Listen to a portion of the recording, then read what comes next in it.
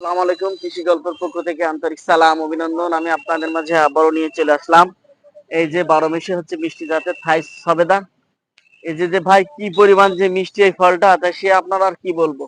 আমি কিন্তু একে লোভ সামলাতে পারি না, খালি এই ফলগুলা টিপি এখন পাকার মতন হয়ে গেছে ফলটা। তাই হচ্ছে আমি এগুলা, এই রে আল্লাহ, এই যে একটা হচ্ছে পেয়ে গেছি। এই যে দেখেন, বলতে বলতে একটা ফল কিন্তু পাকা ফল পেয়ে গেছি। ও অসাধারণ মিষ্টি ভাই, ও কলিজা ঠান্ডায় যাচ্ছে ভাই। আমরা না খেলে বুঝতে পারি না যে কি পরিমাণ হচ্ছে মিষ্টি এই ফলটা। আমি কিন্তু ভাই ইমান সে বলছি, এটা প্রচুর পরিমাণ মিষ্টি ভাই। আমরা এমনি যে সবেদা গুলো খেয়ে থাকি তার চেয়ে হচ্ছে কয়েক গুণী ভাই হচ্ছে বেশি মিষ্টি হচ্ছে এই ফলটা।